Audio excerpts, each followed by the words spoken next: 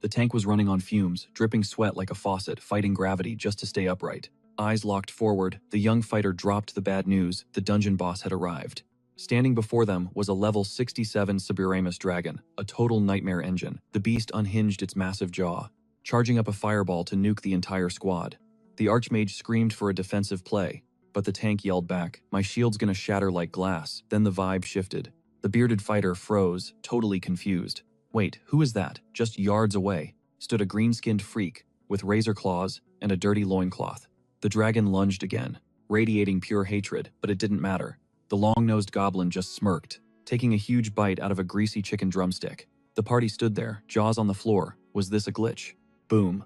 A blinding yellow aura erupted around the dragon, catching the monster completely off guard. The predator shrieked as critical damage racked up instantly, though the beast refused to go down, remaining a lethal threat to the humans. Meanwhile, the little green guy started hopping around, hyping himself up, knowing he just pulled off a pro gamer move. He waved his bony hands, desperate for clout, trying to shock the audience.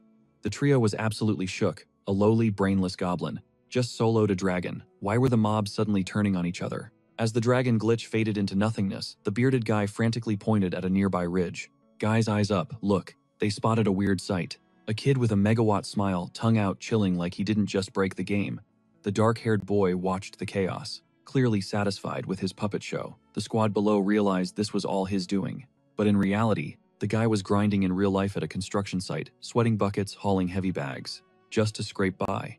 He tossed cement sacks where the foreman pointed, living for those split-second breaks. In-game, he was a goblin, a bottom-tier scrub stuck in rookie dungeons with zero future. The world was evolving, but the long-eared loser, he was hard stuck no matter how much XP he farmed.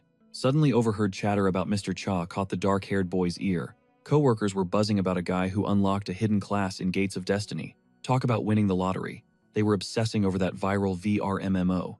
That was so realistic, players basically ghosted reality to live inside it. It was the ultimate escape.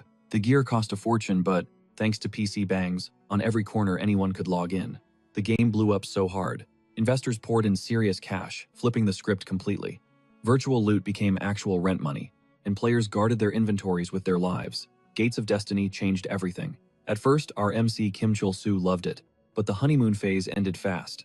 He just wanted to wreck mobs and decompress after work.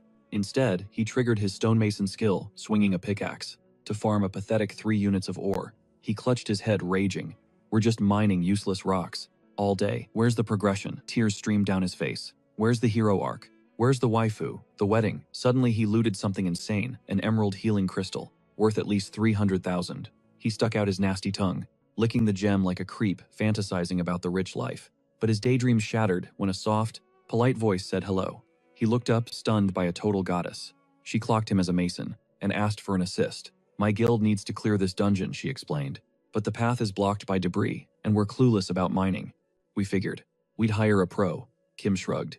"I can smash rocks, but don't expect me to fight." The mustache guy stepped in immediately. "We'll handle the aggro. You just stick to your trade. And hey, don't assume I know climbing just because I'm a porter." Kim stared at him, confused. But then it clicked, this could actually work. He was only in it for the grind, stacking XP, and maybe snagging some rare crafting materials.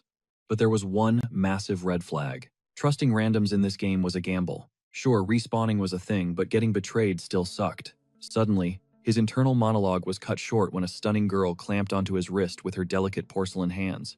She dropped a line about having a thing for the rugged hands of a mason, and just like that, the guy folded. He immediately agreed to join the squad.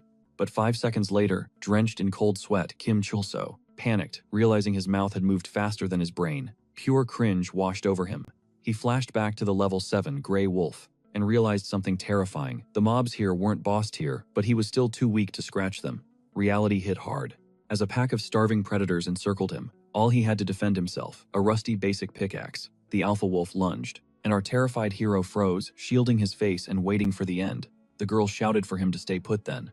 Unleashed a Salamander clan skill, roasting the enemies alive in a blaze of glory. Concerned, Catherine Lee checked if Kim was hurt, acting like a total angel. Kim stood there, jaw on the floor, absolutely shook by her overwhelming power, but managed to stammer out a thank you. Wiping away a fake tear, the beauty played the victim card, admitting she was so scared, and begged him not to abandon her in such a dangerous zone. Totally hypnotized, Kim started wondering if he'd stumbled into a romance anime, considering this goddess wanted to stick to him like glue. Nearby, her partner, was casually sidestepping wolves, telling her to chill out.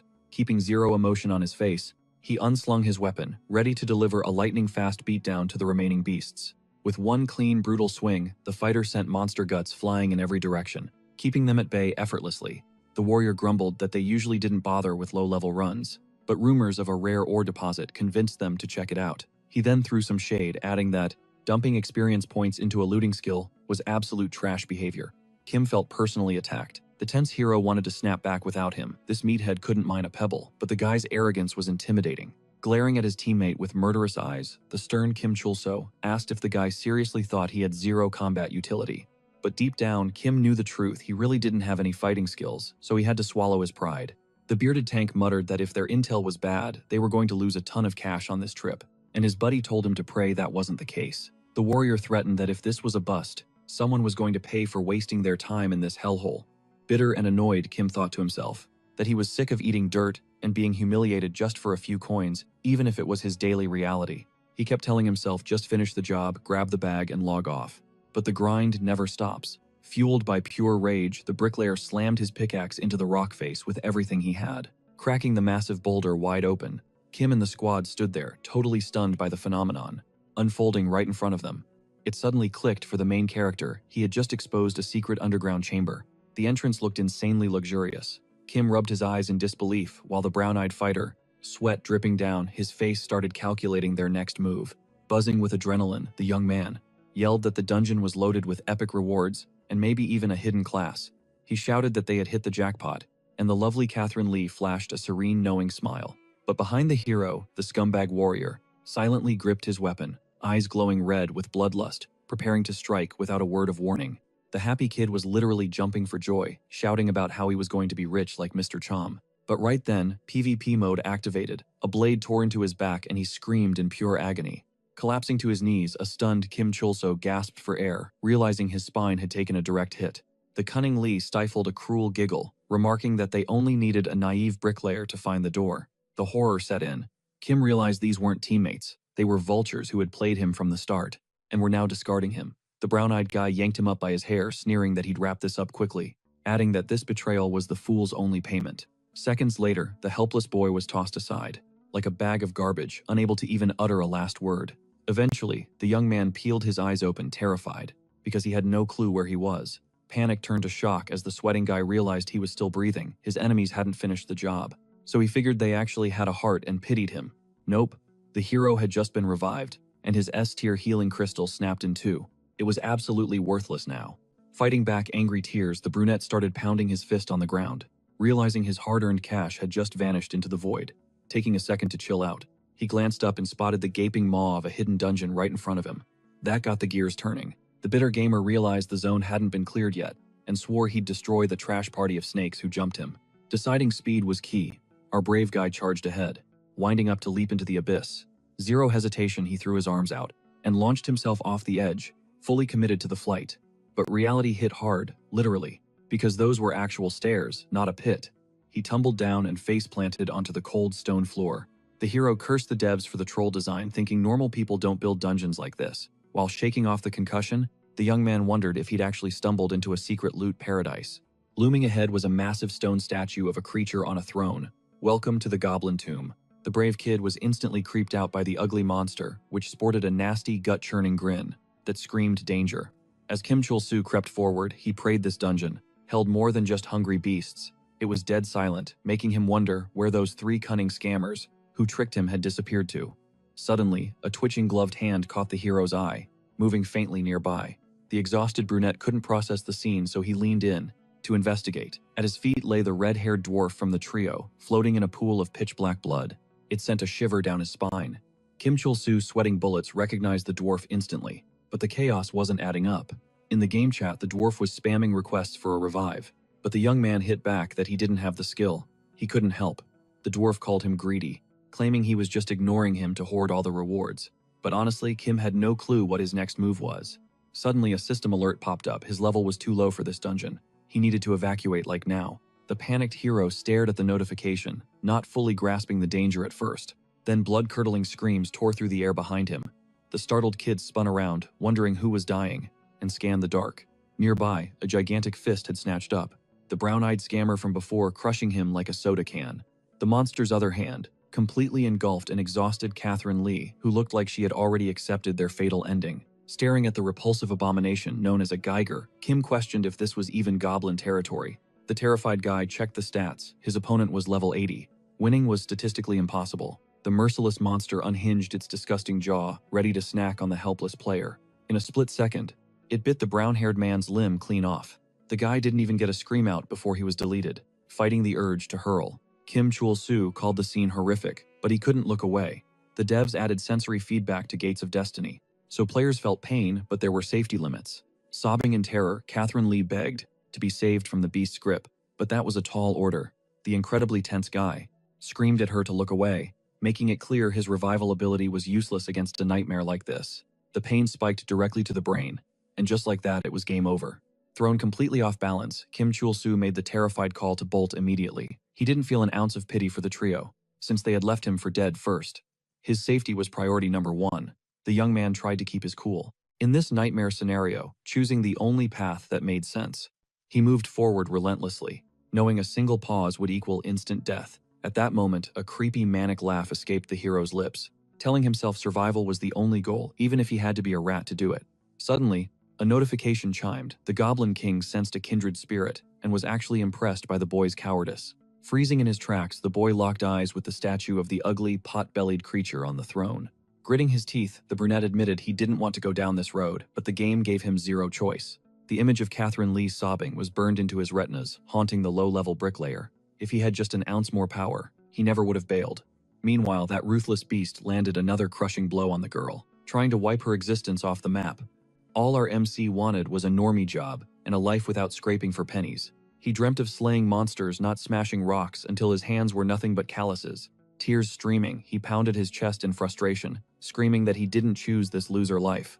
Totally unhinged, he took his rage out on a stone goblin statue that seemed to be mocking his cowardice. He screamed about getting roasted by teammates and randoms in-game, and now even this big-nosed freak was dissing him. Suddenly, ping, a system notification popped up. Kim Chul-soo was now an honorary goblin. His squad had his back. Hidden class unlocked. The AI assistant asked if he wanted to spec into a summoner of these pointy-eared predators. This was all total gibberish to him. He scanned every line of the holographic text, totally shook.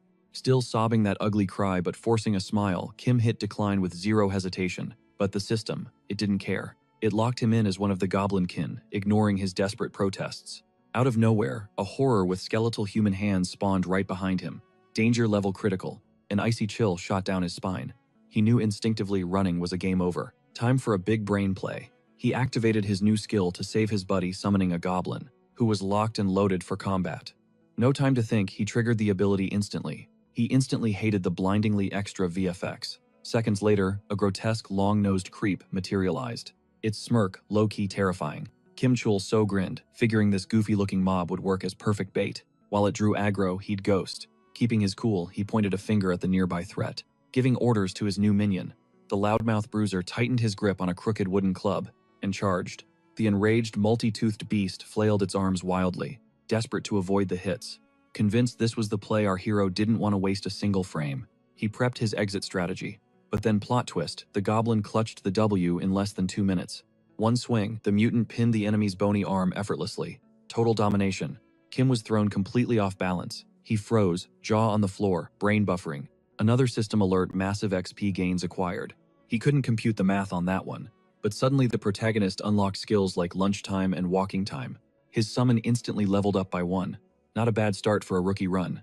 Hype on his own victory, the eared creature started mumbling and grinning like a maniac. He actually soloed that giant Chul, so leaned in to inspect his seemingly brain-dead minion, watching disgusting drool drip from the tip of its tongue. He couldn't process it.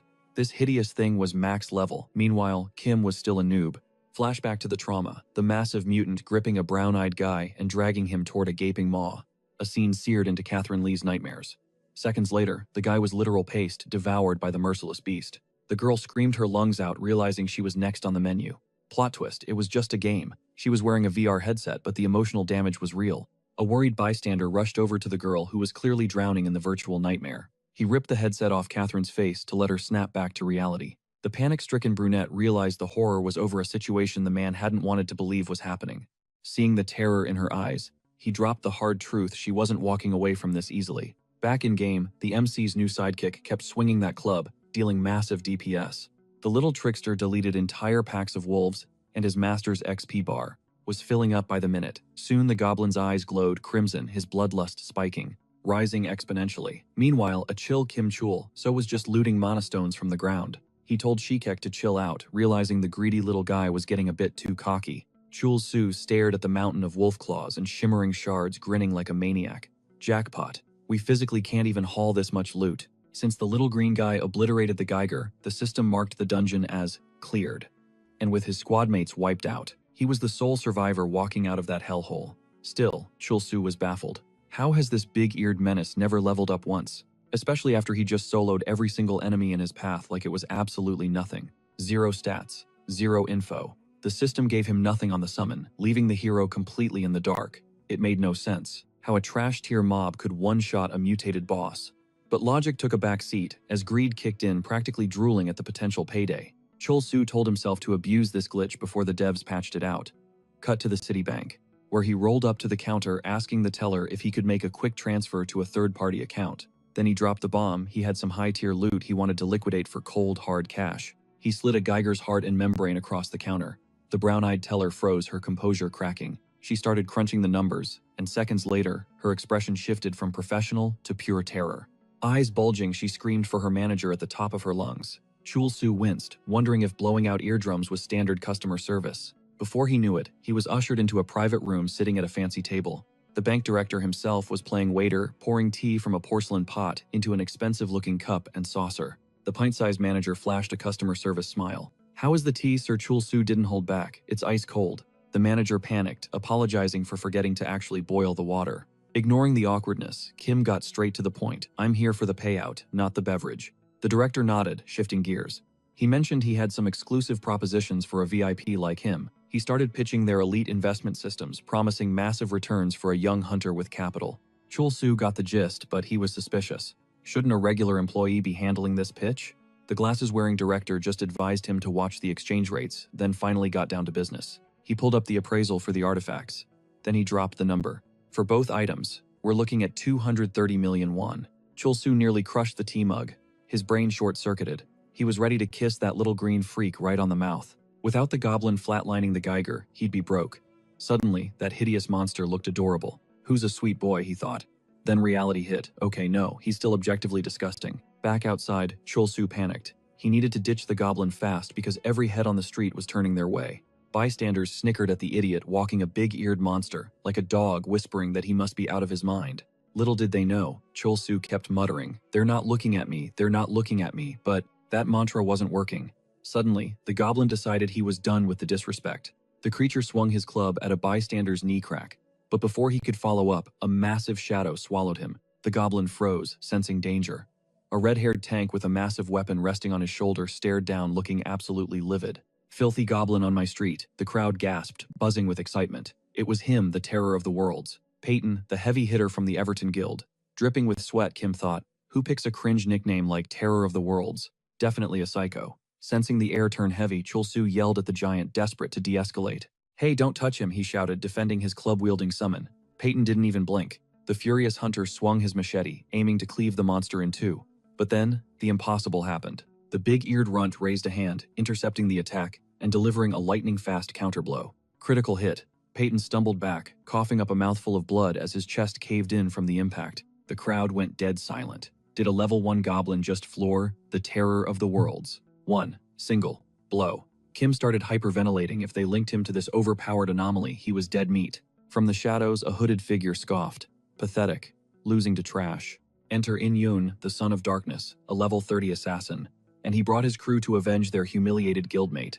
Chul Su panicked. He knew his goblin wouldn't lose, but if the creature slaughtered an entire guild in public, that's a PR nightmare he couldn't survive. "Back off, I'll handle this beast myself," Chul Su yelled. The assassin glared. "Move, kid, or I'll gut you too." Chul Su narrowed his eyes and warned him. Taking on that big-eared beast head-on, total suicide mission. The assistant had already wasted his stone-throwing cooldown. Bam Minsung Skorako gets deleted, taking massive damage instantly. Terrified, the brunette bails.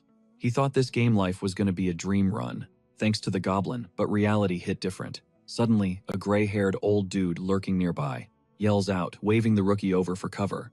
The kid asks for an ID check, but the bald guy screams, "There's no time for intro cinematics." Plot twist, it's actually Cinderella the snake, dragging the boy inside to silence him permanently. Kim is freaking out, screaming that he's busy trying to survive when a system interface pops up in his face. The Goblin Lord watches this betrayal, realizing Cinderella just baited everyone into dropping their guard. The kid freezes, jaw on the floor. The ruler had already roasted him for being weak, but now, he's got a brand new nickname that cuts deep. Our main character felt completely innocent, baffled by why he's being treated like a helpless noob. The salty warrior spits facts that trio of scumbags invited him, backstabbed him, and left him for dead.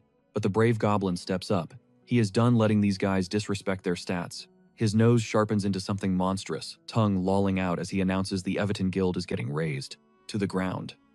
Meanwhile, the guild squad is parkouring over rooftops, hunting the enemy, who snatched the creature. From the shadows, the blonde tells In-hyuk she'll handle the kid solo. No need for a team wipe. But the fighter senses something off about this goblin. It one-shotted Patton Annihilator. That's not normal. Suddenly, a blood-curdling scream rips through the air. The assassin instantly clocks the voice. It's the traitorous Cinderella. He needs backup. But In-hyuk freezes an icy shiver shooting down his spine. Looming right behind him is the goblin hungry for a snack. No hesitation, the warrior swings his blade, going for a sneak attack. But the hit lands with zero impact. Literally zero damage. The monster just grimaces like a fly landed on him. In-hyuk starts sweating bullets, realizing he missed the details when his teammate got wasted earlier. This isn't a fight, it's an execution. But he clutches his composure. He isn't rage quitting yet. He slashes again with his daggers blocked. This ugly little goblin is parrying attacks that would shred a normal player. Ji-hyun, watching from the sidelines, screams at In-hyuk to stop lagging and move before he gets finished. The flushed fighter is processing the data. Dead, silent, poker face on, he can't compute how a low-level trash mob can deal 1 million damage. Is he hacking? The assassin doesn't know the mechanics, but he refuses to fold. He activates Extreme Evil. His speed tanks by 90%, but his crit rate skyrockets. The blonde girl asks why he's popping an ult on a single goblin, and he snaps back that it works as a passive too. Gripping his blades, he vows to end this in one hit and farm the next mob. The lady backs off, warning him to wrap it up before they draw aggro. She fires off Gale Arrow, scoffing that wasting combos on this pathetic goblin is embarrassing. The rare skill strips, all movement buffs from the target. In-hyuk feels the advantage, surging with power. The cold-blooded warrior rushes in. Game over. He moves like lightning, daggers turning into a blur. But the monster just stands there, face twisted in a mockery. In-hyuk thinks, this is impossible, but the HP bar doesn't lie. The opponent's nasty smirk confirms nobody is walking away from this. Suddenly, the fighter takes massive damage and gets ragdolled into a wall, sending the archer into full panic mode. Through the smoke, a silhouette asks, who was talking all that trash earlier? Ji-hyun freezes, mouth wide open, realizing this grinning goblin isn't just a monster, he is the boss level. Kim Chol-so dropped the bombshell, he was the one who summoned the beast. Meanwhile, the drooling mutant just stood there wagging its gross, slobbering tongue. Panic written all over her face, the girl demanded answers. How did he manage to stomp the yin-yang of darkness, one of the Everton Guild's top-tier heavy hitters? Flipping the switch to full-blown arrogance, our main character leaned in. Being the bad guy, yeah, that was kind of the whole point. That explained his twisted commands. The lady's knuckles turned white as she clenched her fists, teeth grinding together as she hissed. What do you want? Realizing she was totally clueless, the guy just watched as she exploded, screaming that this entire mess was on his hands. She labeled him a psycho, but the kid just flashed a savage, twisted grin that made him look downright hideous. He clapped back with facts. The faction swung first. So honestly, he was in a pretty tight spot right now. The dark-haired plotter knew optics were everything. To sell the scene, he signaled the goblin crank up Ji-hyun's screaming volume. A nearby mob caught the shrieks and heads snapped toward the noise instantly. Total high alert. One guy pointed into the distance instantly, clocking the weirdos who had bailed earlier. It's them. Our nervous hero spotted the audience and whispered a frantic order to his subordinate. Wrap it up now. Time to make a break for it. The monster, feeling playful, slapped a massive hand over the terrified blonde's mouth to shut her up. He clamped down on her wrist, locking her in place. From the crowd, a voice roared. That beast wrecked the Everton Guild, and it's about to finish off the survivor. Kim Chul-so froze. He heard the accusation and realized he was cooked. Tensing up, he barked at the goblin to drop the girl immediately. Things were getting way too hairy. The crowd gasped. A dude in total noob gear was stepping up to a monster that even the elite faction couldn't handle. The goblin pulled his claws off the sobbing Ji-hyun, but she was too traumatized to register the mercy move. Then the plot twist, tears streamed down Kim's face. "It's over," he choked out, stunning everyone. He announced loud and clear that nobody touches the blue-eyed girl. She walks free. The onlookers down below took that as a victory speech against the big-eared beast. A wave of pure hype washed over them. Fists pumped the air as the crowd went wild, screaming for the young man to crush the villain into dust. They were rooting for him with zero hesitation. The dark-haired schemer couldn't believe his luck. The script had flipped completely. Just seconds ago, he was bracing for a mob lynching, expecting them to laugh as he died. But then it clicked. These people had no clue he was the one who summoned the troll in the first place. Playing the part, the hero declared he wouldn't let the Everton Guild suffer anymore, and asked to handle the goblin personally. Like a brave warrior, he shielded the shaking Ji-hyun with his back, commanding the ghoul to back off. The cold-blooded fighter announced the monster's end was near, but in reality, it was all part of Kim Chul-so's master plan. To the world, he was the selfless hero, risking it all to save the damsel from the beast. And oh, did he love it. He chuckled slyly behind his hands, already plotting his next move with the blonde. He whispered to the panicked Ji-hyun, promise to keep her mouth shut about him, and she lives. About him and the troll. A single tear rolled down her cheek as she nodded, swearing to take the secret to her grave. Smiling, the brunette composed himself. Time for the grand finale, no point dragging this out. Kim cranked the acting up to 11, shouting, "How dare you invade this village, foul beast!" And causing these people such pain, he faked a rage-filled scream that echoed through the street. As he bellowed that he'd end the scoundrel right there, the goblin summoner skill kicked in. Flash A golden collar materialized around the monster's neck, attached to a long, heavy chain. The strong man started dragging the pot-bellied creature away, giving the blonde space to breathe and feel safe again. Jumping down, the guy declared, "I won't forgive you." Meanwhile, the troll was visibly confused about what his master was doing. Bam! The monster got slammed face first into the asphalt, a little punishment for the show. Chul-so threw the heavy chain over his shoulder, walking tall. He knew exactly how to play the next scene. The crowd was floored. A high-tier skill like that, in a city full of newbies, impossible. It was a monster-taming masterpiece. The hero used his walk skill, boosting his pet's mood tenfold. Ji-hyun watched, stunned. The crowd nodded in agreement. No wonder the guild couldn't handle that thing. But not a single soul guessed the truth. The whole thing was a massive con. Or so one observer noted. It wasn't about the faction being weak, it was that literally no one else stood a ghost of a chance. The kid admitted he might not be able to drop the troll, but with his skills, he could definitely send it packing. Kim triggered his summoner perk, grabbing a roasted sausage to bait his pet. He chucked the snack deep into the distance, shouting to the crowd that this scumbag's run was officially over. The starving big-eared beast bolted for the grub, knowing every second counted. On edge, our hero commanded the locals to slam the city gates shut, locking that creature out for good. While the pot-bellied monster scrounged the dirt for that sausage, the crowd scrambled to seal the exit. Boom! The heavy gate crashed down, kicking up dust and leaving the lonely ghoul stranded outside. The panicked mob realized the nightmare was over, though it took a hot second for the reality to sink in. Wiping sweat from his brow, Kim played the perfect hero, declaring the town safe before asking if everyone was good. The crowd erupted in cheers. Crazy to think this hero was moments away from being branded a guild-destroying psychopath. But he clutched the win and salvaged the mess. Behind him, Ji-hyun stepped up, claiming she was the sole person who knew the secret link between him and that goblin, noting her squad was dead. Deep in thought, the guy snapped back to reality. He clocked the voice of the girl he saved but had zero clue what she was after. The blue-eyed stunner vowed to keep her word, and Chul-so realized he could definitely use this to his advantage. He heard that in Pascal, players had unlimited XP and total protection, hence the name Sacred Lands. The warrior threatened that if she was lying, he'd spawn camp her and kill her over and over again. Pale and shaking, the girl broke down, realizing this dude wasn't bluffing. Seconds later, she let out a blood-curdling scream, scattering the birds into the sky. Later, our MC face-planted onto the bed to chill, admitting this wasn't exactly what he wanted. Still, scoring a luxury room for playing the hero wasn't a bad trade-off. Pride kicked in, but then he tensed up, reflecting on the crazy stuff that just went down. He was too weak in the hidden dungeon back then, but if he got another shot, he'd save Catherine Lee, no question. Suddenly, he remembered the Goblin's Eye, that he looted from their lord, deciding to investigate its stats. He got this class because he vibed with the ghouls, and now the vile title was stacking up bonuses. Browsing the skill shop, he saw the high-tier stuff was locked. Only one option left, Rally, which sounded legit. So the brave warrior triggered the skill to test drive it. Bam!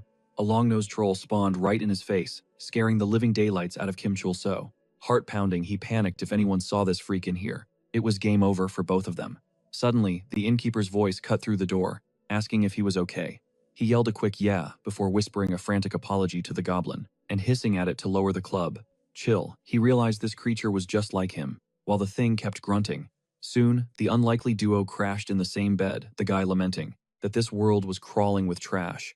Next morning, he walked in, and the beefcake Patton spotted him instantly. calling him yesterday's freak. The bully recognized him as the savior of that guild member Everton, and the kid stuttered a confirmation. Stern In-hyuk pointed out the kid had zero incentive to help, since they were basically enemies, but thanked him anyway. The assassin in the back told Ji-hyun to chill out, as it was obvious the guy wasn't looking for a brawl.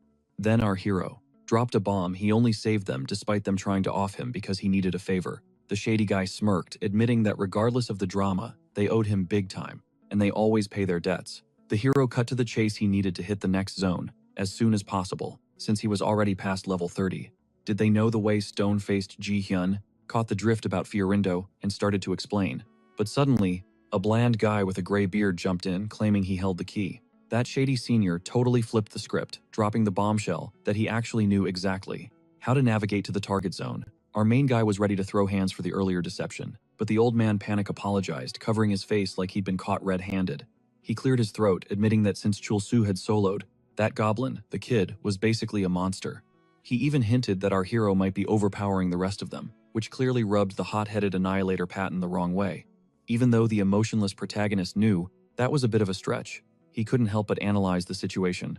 Kim realized that if that shadowy assassin had actually tried to end him yesterday, it would have been lights out in one hit, just like the rumors said. This rookie zone, the Lion, was a cluster of 5 standard dungeons. First up was a grassy field, crawling with slugs. Then there was the mine framing its entrance with these gorgeous drifting snowflakes. You also had a creepy dark forest and other open-world-style dungeons that Kim could raid whenever he felt like it. The bald guy dropped some lore on the hero. If he wanted to escape this starter trap, he had to clear a raid location. The catch: these gates run on a timer with strict entry limits. The assassin chimed in, explaining that Lev's dungeon only spawns once a month, which is exactly why the whole squad was camping here. Suddenly, the crowded room made sense, and our boy started feeling the pressure. Stern-faced In-hyuk broke the bad news. The raid zone opened yesterday, but that wretched goblin messed up their run. Word on the street was they were stuck until the next cycle, and Kim Chul-soo was absolutely floored to learn. He was grounded here for a whole month. There was no way he was wasting time in a dead-end city making zero cash, especially when his pet could crush harder dungeons in its sleep. Furious, he snatched the guy by his collar, screaming to know if he was seriously expected to burn his precious life away waiting. Humble In-hyuk just nodded, confirming the nightmare scenario, admitting the whole crew was salty about it but completely powerless. Fixing his long cloak, the stoic man coolly announced that the kid's debt was officially settled. The Everton Guild members decided to retreat to base, leaving the brooding brunette standing there like a statue. Blue-eyed Ji-hyun shot him a heartbreaking look of pity, but her hands were tied. She was too scared to say a word, so she just bolted after her team, abandoning the young man to his dark thoughts. In seconds, the building cleared out, leaving everyone lost in their own heads. But nobody spotted the hero's treacherous goblin lurking behind a wooden crate nearby, cooking up some shady scheme. The long-nosed troll smirked, plotting his next move. Fully aware he needed to stay off the radar, he scanned the area to ensure his stealth was holding up, and so far so good. Moments later, a crimson portal ripped open in the middle of the forest, kicking up wind and debris. Suddenly, the Everton squad got pinged with a system alert, stating the boss raid was live, despite the timer saying 30 days remained. Powerhouse In-hyuk smelled a rat, immediately suspicious of the glitch, but he held back his judgment. Kim Chul-soo got the exact same ping while standing alone in the wooden tavern, deep in his feelings. The shock hit him hard. He couldn't believe the path to the raid dungeon had just unlocked for everyone. Grinning like a maniac, the battle-hungry Patton hyped up the fact that the portal was open, surprise or not. It was insane. The boss raid cooldown vanished in one day, giving them a green light to the next level. The shadowy fighter asked for a head count inside, and Cinerule dropped the info that the top players had already wiped the floor with the location and advanced. The daredevil decided that this run would be Everton Guild, only showing zero fear. Suddenly, the main character stepped out of the shadows with a smirk, whispering that he knew exactly what was up. They had all been lying to his face. He should have clocked it the second they mentioned the 1-month wait. They snaked him just to get a head start. The enraged brunette cursed himself for being an idiot and trusting people. After all the trauma he'd survived, Ji-hyun, looking crushed, tried to de-escalate, swearing he had it twisted and that it wasn't a lie. Colin Hawk cut in, asking if Kim was tagging along, and the kid shot back that he wasn't going to sit on the sidelines while they filled their pockets. The stern commander demanded a quick briefing before deployment to avoid any rookie mistakes. He clarified there was only one lane leading to the raid. Boss Reeve territory meant one thing: they were jumping straight into the deep end the second they crossed the threshold. The squad leader figured it wouldn't be a total nightmare since Chul-soo was underleveled, but hey, better safe than sorry. Patton was itching for a brawl, announcing that while their guildmaster might be absent, the Everton Guild was locked, loaded, and ready to rumble. The warriors stormed the portal entrance with zero chill, hyping each other up. bragging that they'd speedrun this monster in 10 seconds flat. In-hyuk kept his cool, wearing the smirk of a guy who knows he's the MVP. Strolling toward the entrance with icy confidence, the assassin noted that the faction members better bring their A-game. Meanwhile, the hero whispered to his troll stash behind a tree, telling it to hold position until the signal, just to keep things smooth. This daredevil knew the score betrayal was always on the table, just like last time, but he wasn't about to get played again. He was packing a top-tier healing crystal that would auto-resurrect a player, with 100% health the moment their HP hit 0. Suddenly, the guy recalled he had already burned through that artifact before, but he shrugged it off and full-sent it into the portal without a second thought. In a heartbeat, Kim Chul-soo spawned into a raid zone, where one wrong move meant game over. The dude froze, eyes popping out of his head as he realized the boss was standing right in his face. A level 40 steel giant was on a rampage, closing the gap and wrecking everything in its wake. Turns out the squad had seriously underestimated the difficulty spike, and now they were scrambling backward, just to stay breathing. A panicked In-wook demanded to know what Shinul's game plan was, but the old man, dripping with nervous sweat, admitted he was completely clueless. Ji-hyun, stressed to the max, screamed at the hero to quit spacing out and book it to the portal while the window was still open. Smiling like a maniac, the calm dude asked if they were trolling him, but the vibe was totally off. In a fit of rage, the warrior yelled back, asking if these spineless cowards seriously wanted to bail on a secret dungeon. Rumor had it, this wasn't just a standard death penalty if they got flattened by this rank 40 beast. The fearless Kim pointed out the gap was only 10 levels, claiming it wouldn't be as brutal as the final zone. He said they'd just cough up some blood and black out for a bit. Did these fools think epic loot just fell into their laps? The brave man gave the quitters permission to bounce, declaring he'd hog all the rewards for himself as he braced for the clash.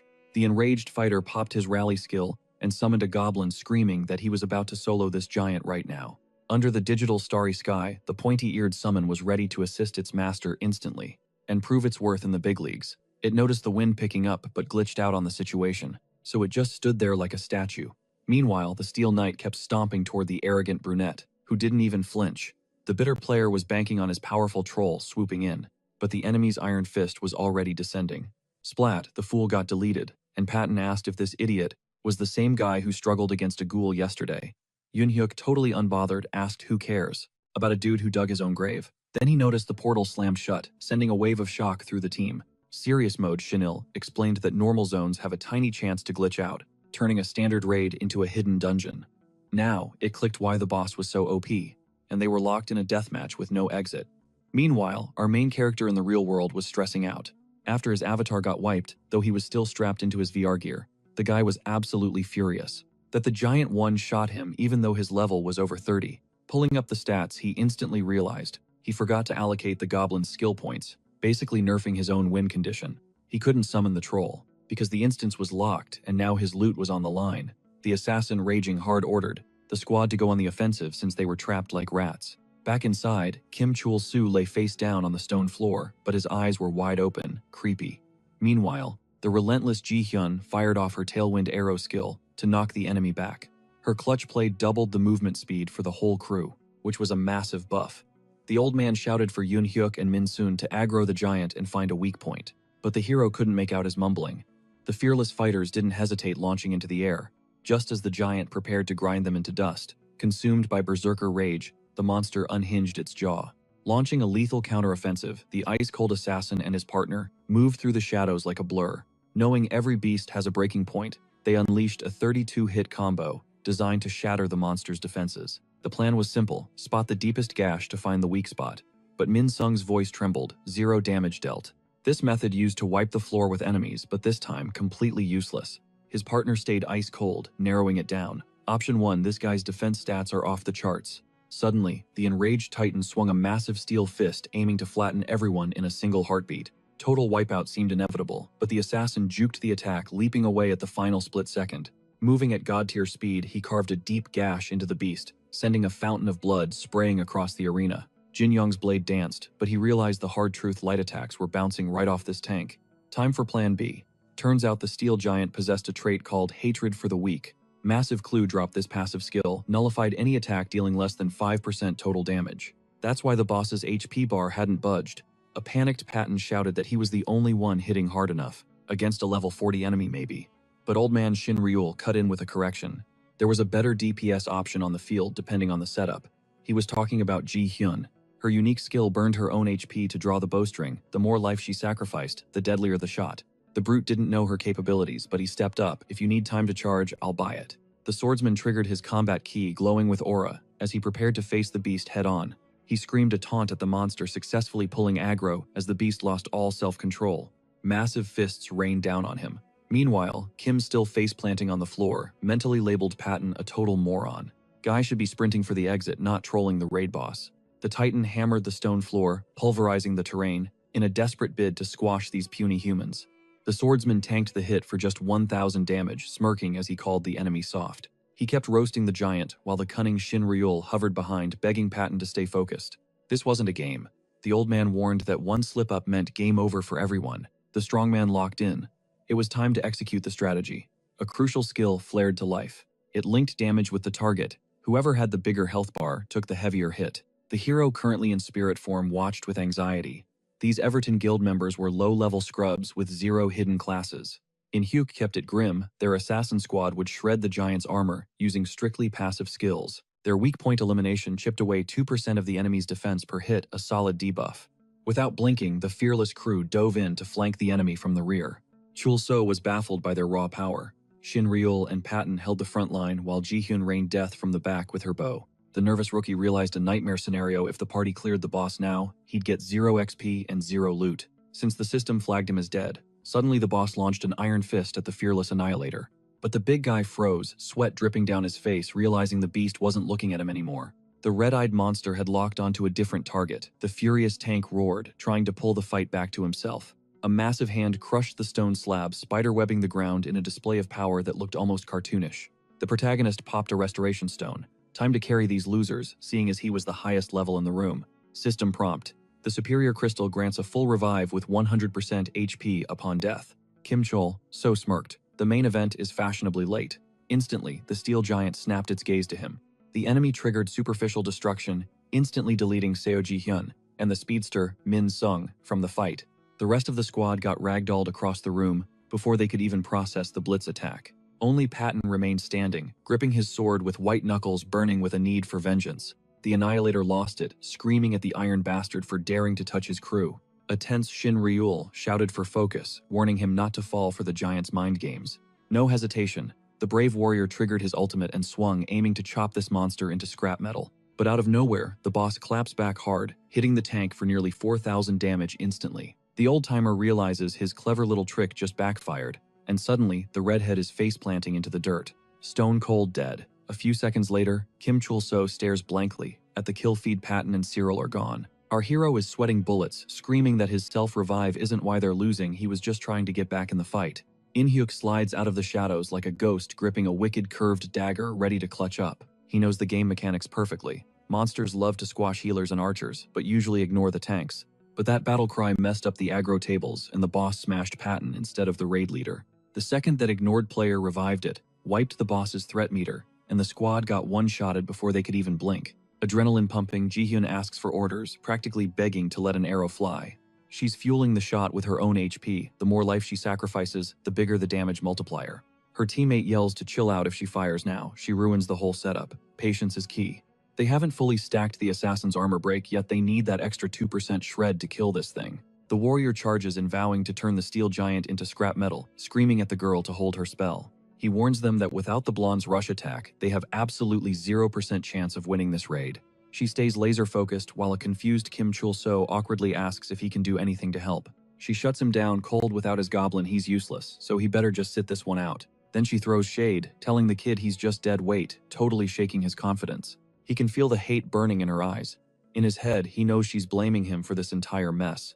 Specifically, that he couldn't bring his troll pet into the raid dungeon, leaving them short-handed. He forces a bitter smile. They treat him like trash, even though they're desperate for his help. Fine. He decides to let them rot. Meanwhile, the steel giant locks onto the harbinger of death. Just as predicted, the brute ignores the tank and goes straight for the squishy archer from the Eveston Guild. Dagger clenched tight, the bitter fighter screams, to draw aggro. He's the opponent, not the girl. The daredevil triggers his dual blade skill, slicing through for nearly 2,000 damage in a single burst. It's a super risky play, but it works. The massive monster is absolutely furious now. The giant roars in pain, while the nimble fighter goes full parkour, scrambling up the ledges. He's kiting perfectly to avoid getting squashed, thinking, yeah, get mad, you big pile of junk. He closes the distance and lands a nasty strike right to the throat. Blood sprays everywhere. The warrior sticks the superhero landing blades ready without a single scratch. He stares down the iron giant stone-faced and ready for round 2.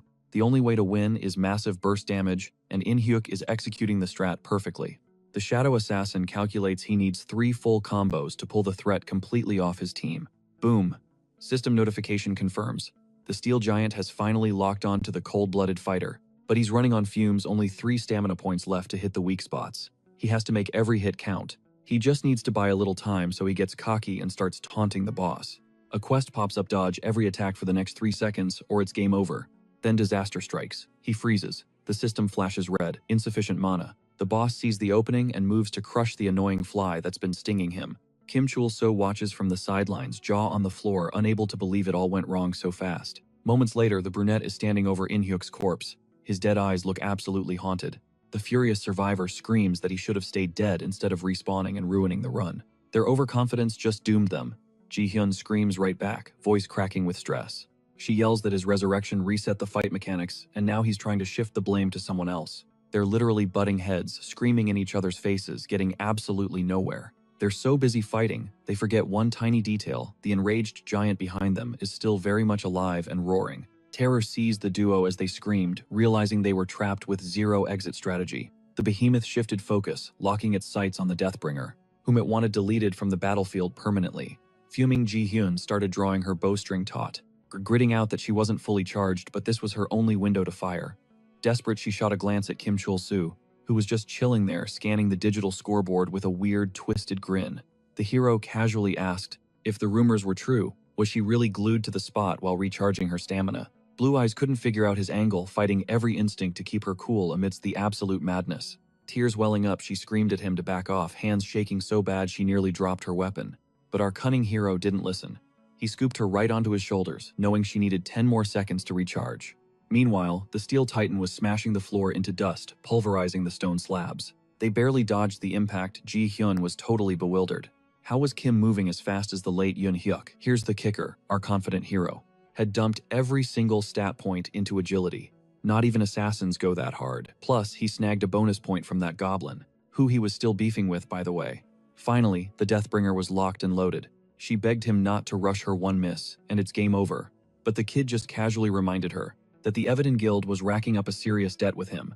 Poor Blue Eyes was struggling to focus, her hands trembling uncontrollably. He kept tallying the tab they owed him for the blood he spilled earlier, and for that top-tier healing crystal. Suddenly, the iron golem froze, scanning for the targets that were blurring around the arena. The beast was getting ticked off. It was used to squashing bugs in mere seconds. The archer triggered Death Arrow just as they slipped into the giant's blind spot, giving them a tactical edge. But the girl was hanging by a thread, literally 1% health remaining, and Chul-soo yelled at her to keep going. That's when the enraged titan unleashed its ultimate world destroyer, which was straight-up heavy artillery. It slammed both fists down, triggering a massive shockwave that decimated everything. Teeth gritted and sweating bullets, Kim realized the truth: the boss had been sandbagging a powerful ability to use as a last resort. Panic set in as he remembered Ji-hyun was at 1% HP, and he was sitting at just 100 health points after his self-res. One hit, and they're both toast. She screamed out, too much flying rubble. She couldn't get a clean lock on the target. Sweat dripping down her face, she froze. She couldn't take the shot blindly. The difficulty just spiked to nightmare mode. Suddenly, our eccentric hero got hit with a warm, fuzzy memory of playing with his friends. Totally the wrong time for nostalgia, right? But then a green hand with gnarly, bony fingers crept from behind the wall unnoticed by the duo. Spoiler alert, it was that long-nosed goblin. It was itching for action, stepping up to make a clutch save for its master. Chul-soo yelled out in relief. It felt like a week had passed since he cast Rally to summon that little guy. Keeping her cool, the female subordinate scanned the perimeter. Her mind raced. How did a ghoul manage to rip through the dungeon's reality just to breach the interior? Zero hesitation. The troll snatched up a massive wooden club, throwing his body into the line of fire to become a living shield for the squad. Talk about taking one for the team. Meanwhile, the enraged monster was writhing in agony pain, radiating through every inch of its distorted frame. But the beast was running on fumes, its movements jerky and stiff. A dark-haired fighter smirked, cold as ice. Pretty loud last words for a hidden boss, he quipped. He effortlessly juggled the hyped-up goblin like a toy.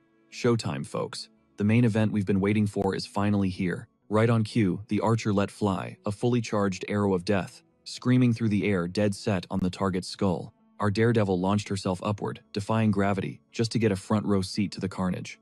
Boom! Seconds later, a gaping hole punched through the steel giant's chassis, the light in its eyes fading fast. The behemoth crashed down, pulverizing the stone slabs into dust. Silence fell as the squad just stared at the fallen titan. Ping blue holographic windows popped up everywhere. Hidden dungeon iron giant's lair cleared. Ji-hyun's jaw hit the floor. She couldn't process it. Did they seriously just conquer the raid zone? No way. But the stats don't lie. Her combat log flashed gold, 4 levels gained instantly. She was rocking the title of rank 31 archer now. Kim Chul-so dragged himself up. His legs were numb, screaming in protest, but he kept his mouth shut and his face unreadable. The protagonist snagged 3 levels nice, but that was it. No loot, no bonus. The disappointment was palpable. The hot-headed rookie snapped. He started screaming for his payout right then and there. I put my life on the line for this battle. Pay up. A notification chimed, all deceased characters resurrected. Serious-faced In Hyuk scanned the group. Everyone in one piece. Patton looked wrecked. He spat a wad of bloody saliva. Taste copper, he grunted. If the level gap was any wider, we'd be toast. Suddenly, the fighters clocked the treacherous Sinrail acting weird. Dude wasn't breathing, and his eyes were rolling around in their sockets like loose marbles. Total system error. Whack. A solid slap to the back of the head rebooted him. With a heavy sigh, the team leader shifted gears to the real business. Trying to keep things professional, he turned to Kim Chul. So, care to explain what just went down? The kid went feral, backing away. Stay back, don't touch me, the assassin frowned. What is up with this psycho? Ji-hyun was stuttering, too shook to speak. Then the harbinger of death got a harsh reality check from the system. Hidden class conditions, failed. The blonde looked devastated. Panic started creeping into her eyes. She bit her lip, forcing the tears back. It wasn't just about surviving the hidden dungeon. Survival wasn't enough. The hero realized they were stuck. No advancement. Until they unlocked specific triggers in this hellhole. They were hardlocked until the boss went down, taking out the big bad after hitting rare rank. That felt like the intended progression path. All eyes on Kim. He was practically vibrating, sweat dripping, waiting for the payout he'd been obsessing over. Ji-hyun stepped up, voice shaky. We fought together. We should split the loot after a team meeting, right? The greedy brunette went full goblin mode, screeching like a banshee. Mine, all mine. I ain't sharing a single coin with anyone. The guild members behind him exchanged looks. Who was this guy really? None of the math added up. In Hyuk cut in voice stern. Look, Chulso saved our bacon twice. Let's not forget that. We got what we came for. Let's not be cheapskates about the bonus loot. A few yards away, Sinrail's boots hit the dirt. He was coming to gears, turning in his head. The grim old-timer shook his head. Not worth the drama, he grumbled, giving his club a menacing swing. The shadow assassin sneered. You scumbag. The hot-headed hero yelled back. Tell me something I don't know. That old snake stabbed me in the back twice. The leader stayed ice cold. Kid, if we wanted you dead, you'd be a corpse already. We have the firepower. One fighter looked confused. Wait, aren't we handing over the Iron Giant's bow? That's a legendary asset for the faction. The greedy brat snatched up every shiny object in reach, looking ready to bolt. Joke was on him. He wasn't even an archer. The system flashed a red warning. Class mismatch. Cannot sell. Unique items. Cannot equip. Useless junk to him. But the brunette clutched it tight just because everyone else wanted it. In Hyuk sighed. Stop acting like a toddler. Give the bow to Ji-hyun. A sly, fox-like grin spread across the kid's face. Fine, I'll drop the artifact, he bargained, eyes glinting. But I want to trade. And trust me, it's a non-exchangeable item, making the item priceless, though the stats were kinda vague. Chuckling, the hero dropped the bomb. They'd have to buy that S-tier loot right back from him if he just swiped it. Sinrao froze, realizing this scammer had waited for a respawn just to flip the artifact. Watching that kid cackle like a maniac, the stoic In Hyuk mentally noted the resemblance to a long-nosed goblin. The guy had zero clue the ghoul was lurking behind the rocks, totally unaware he and Kim Chulso were squatted up now. Meanwhile, Ji-hyun, who was in on the secret, kept her mouth shut, adjusting her strap and aggressively stirring her drink. She complained that the Iron Giant's bow weighed a ton, playing the I'm just a delicate flower card. The hero thanked the Evaton Guild for the easy business, while the assassin admitted the kid knew how to be a total menace. The fighter asked where he was headed next, and the guy replied like it was the most obvious thing in the world. The weirdo claimed he was going off-grid where nobody could bother him, and his buddy called him strange, but didn't press it. Instead, he decided it was a solid plan and asked the squad if they were ready to roll. Finally, the blue-eyed blonde flashed a sweet smile at Kim Chulso. She was totally crushing on him, not that she'd ever admit it. Left alone with just the goblin, the kid finally caught his breath, plotting his next move. He scored the Thief's Glove's one-time steal ability, but useless against mobs with a higher level cap. than him. The real jackpot was the purified steel he snatched while those faction noobs were too busy drooling over weapons. The hyped brunette checked his inventory 3 chunks of crushed metal. He figured Everton crossed him first, so it was fair game. Cut to Phoenix Elbasar, a sun-drenched village crawling with players flexing in heavy iron armor. Kim was shook. He'd never seen so many high-level players in one spot, wondering how much cash they raked in from farming. The greedy MC could practically smell the bag already. But first, the grind. He needed new gear desperately. Still traumatized by getting one-shotted by a monster 9 levels below him.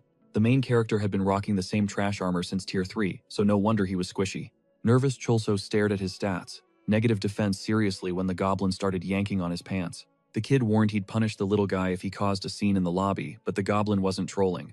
Meters away, the rookie froze. A massive white-furred beast was staring daggers at them. Terrified, he asked why a raid boss was chilling in town and begged his slobbering goblin for backup. Suddenly, a white-haired girl spoke up, noting she'd never seen someone summon a goblin before. The level 76 summoner perched on top of the fluffy nightmare guessed Kim was the one controlling the ghoul. Our stunned hero couldn't process a petite girl riding that tank of a creature. The lady claimed Michelle was a good girl in town, while the panicked boy pointed out the thing was literally drooling, sweating bullets. Kim realized this lady was cracked, and that he didn't need to PvP her to figure that out. It was obvious the Everton Guild and the other factions would get absolutely folded if they tried to fight her. The polite queen called him sweet child and asked for his tag. He introduced himself as Kim Cholso, but plot twist. She was actually vibing with the goblin standing next to him. With a pout, the blonde lady asked if the cute pet really didn't have a name. The tense hero didn't see the point in naming a summon, and definitely didn't see the cute factor. The beauty started petting Michelle, dropping some wisdom that one-sided relationships are toxic. She pointed out the troll was already squaring up against his master because he didn't even name it before demanding protection. The charmer hoped Cholso wouldn't be so basic next time they met, flashing a smile. The impulsive brunette claimed he was cool with the big-eared freak and brushed it off. A bit later, he chatted up a gray-haired man who looked like his eyes were going to pop out of his skull. The rude Humphrey roasted the kid's gear, calling it total junk, and Kim yelled back that he was literally there to upgrade. Soon, the burly man slapped a steel breastplate on the counter for 350 gold, swearing it was the drip he needed. Because even with a max-level goblin, it's game over if he, with the summoner dead, he was a sitting duck. Zero hesitation, the MC snagged that gear instantly. Fingers tapped the hollow screen to lock it in. Humphrey, looking grumpy as ever, bragged he forged this item from premium steel, specifically for total noobs like Kim. And wow, did our boy live down to the reputation. 2 minutes later, he strapped on the chest piece expecting a power-up. Instead, I can't move. Humphrey just barked a laugh. Morons like you live longer when you're essentially a statue. Then the hot-headed merchant offered to buy back the scrap for 30 gold coins. Cholso looked at him like he was insane. No deal. Suddenly, a massive exclamation mark popped up over the blacksmith's head. Classic quest alert. Before Kim could process it, Humphrey exploded. He couldn't find his essential gear. While our hero stood there clueless, the blacksmith went full panic mode. His hammer was gone. No hammer meant no forging. Kim, trying to be helpful, pointed at a spare tool on the bench. Not the same, the eccentric snapped. He demanded his specific hammer back right now. The bitter old man was sure he left the sledgehammer in the dungeon tunnel near the village entrance. Ding quest accepted. Find Humphrey's hammer. The reward, unlocking material processing for high-tier armor crafting. Kim intensely scanned the quest details on his HUD. Realizing this was a game-changer, he finally clicked why gear crafted from hidden boss mats. Cost a literal fortune. Refined resources like crushed and purified steel were gold dust. Turn those into equipment, you're talking god-tier stats. A sly grin spread across his face. Ready to risk it all for the loot, he prepped for the dungeon. Suddenly, another system ping confirmed the quest was active. Kim was feeling himself confident he didn't need to babysit any teammates. Since a party would just slow him down, he started fantasizing about speedrunning this easy zone in under 30 minutes. Then the blacksmith screamed, "Why are you just standing there, you fool?" Kim spun around, trying to figure out the sudden drama. While trying to play it cool, Humphrey demanded to come along to get his hammer now. Then, the system dropped a bomb. If Humphrey dies, mission failed. Kim stared in horror. He had to escort a level 13 NPC. Total dead weight. While Humphrey kept whining, Cholso decided to skip the trash mobs and rush straight to the boss. He had the speed stats for it. Without a word, he bolted forward, leaving the loudmouth in the dust. Seconds later, alert Humphrey drew monster aggro. Kim froze. He reread the notification, hoping it was a glitch. It wasn't. The monsters were swarming the grumpy blacksmith, who was flailing around helplessly. Panic set in. Kim planted his feet and screamed for his goblin summon, his last hope. The big-eared savage didn't hesitate. He launched himself into the fray to save the master totally locked in. One hit, the long-nosed heavy hitter dealt massive critical damage before the mobs even knew what hit them. Total chaos. Slime splattered the ground mixed with rat claws and… Wait, the blacksmith's hammer. It was all scattered. Yet the bearded weirdo puffed out his chest, claiming he scared the monsters off, while Cholso looked ready to murder him. Suddenly, the blacksmith stiffened, scanning the shadows. Something was wrong. Enemies, Humphrey shrieked, turning tail to run. Kim seriously considered letting him die. He wanted to order the goblin to babysit the fool so he could solo the boss, but realized the NPC was too squishy to survive alone. Change of plans, he ordered the goblin to slaughter everything. From here on out, it was the only way. Meanwhile, Humphrey kept yapping about how these monsters had the nerve to infest the Phoenix El Bazaar and steal his hammer. The furious blacksmith charged in blindly, but the goblin was faster. He blitzed past, vaporizing every rat in their path with massive damage output. Humphrey, being totally blind to reality, thought he was doing the killing. Complete delusion. Haven't unleashed my power like that in years, he bragged, while awkwardly stumbling around. Kim smirked. It was going to take longer this way, but keeping the NPC alive was the priority. Humphrey was confused why the rats were ignoring him. Kim just rolled his eyes and pointed out, that wasn't the vibe at all. Suddenly, the big guy unleashes a savage battle cry, trying to pull aggro on every creature in the room. He screams about his glory days as a mountain warrior, but looming nearby is a creepy skeleton, sitting on a throne rocking a golden crown. The thing is caked in dust, but in a split second, the undead king wakes up. Its jaw unhinges with a terrifying screech, and those empty sockets suddenly glow with crimson-red LEDs. Humphrey's noise is so loud it wakes up ancient spirits while Chulso just facepalms, wondering why this idiot couldn't just stealth past them. Our MC is fuming, hoping this moron is done with his little performance because nobody has time for this drama. He has to summon the goblin again, who stands there chilling, tossing a stone in his hand like a baseball pitcher warming up. The troll grips the rock tight, bony fingers, locking in, waiting for the perfect frame to let it fly. 2 seconds later, boom. He pivots his hips and launches that cobblestone with sniper precision. The rock breaks the sound barrier, shattering every skeleton in the vicinity and dealing massive AoE damage. Cut to 3 hours later. Our main character realizes the real boss fight of this dungeon isn't the monsters.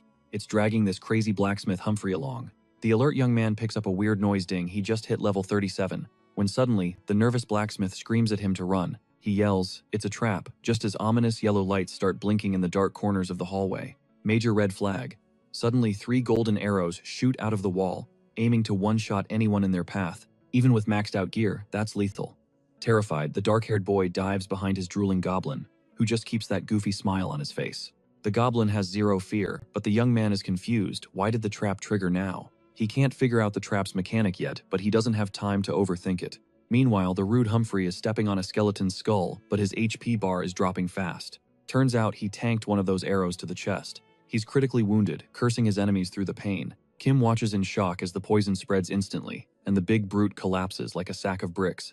Adrenaline kicks in.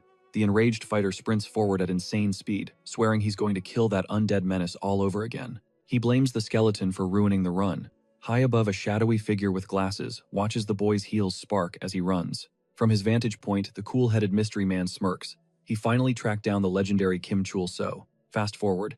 The angry fighter drags himself back to Humphrey's smithy. The big man eyes Chul-so's gear and calls it total garbage. Then his mood flips 180 degrees, and he starts thanking the boy for retrieving his precious hammer. While casually crushing the goblin's head with one hand, the blacksmith makes a weird face trying to intimidate the guy who annoyed him, but he's actually stunned. The kid completed the impossible quest, meaning he can finally craft gear from the boss materials. The insolent smith calls the boy insane, revealing the hammer dropped after the very first kill. Talk about RNG luck. He fires up the forge, lecturing Chul, so that top-tier gear requires the blacksmith's blood, sweat, and tears. He manages to smelt a high-quality steel alloy, hammering it into shape with rhythmic precision. The strongman boasts that god-tier equipment is only born from the hands of a reborn master blacksmith. The young man roasts him immediately, pointing out that the guy isn't even sweating, which explains why the quality is usually trash. Internal monologue time. Chul-so notes, "This armor is crafted from the drops of that hidden dungeon boss they raided." He's actually hyped. Finally, he gets to equip his first piece of rare-grade gear. It grabs the attention of the crowd instantly.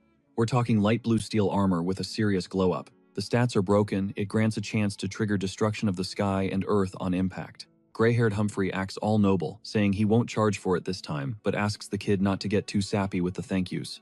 Like Chul-so was going to thank him anyway. But suddenly, glitch effect. Player kill mode activates. The vibe turns dark instantly. A stranger in a black business suit jumps him out of nowhere. Chul-so barely manages to dodge the ambush. The stern attacker admits the kid is strong enough to beat a woman half to death.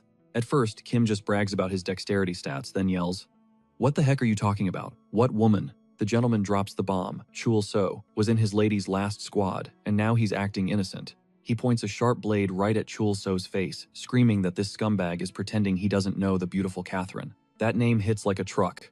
The young man freezes, digging through his memories. The puzzle pieces click. The main character realizes he's talking about that sorceress. It was her. The girl from the mine dungeon way back at the start of their run. The one who snaked him with her crew and left him for dead like trash. Kim snapped, flipping the script. Lee stabbed him in the back first. He was the real victim here, not her.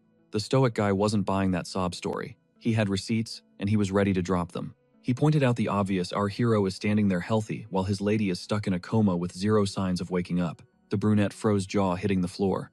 Absolute shock. He knew the Geiger messed people up, mental, physical, the works, but he never calculated that she'd end up a total vegetable.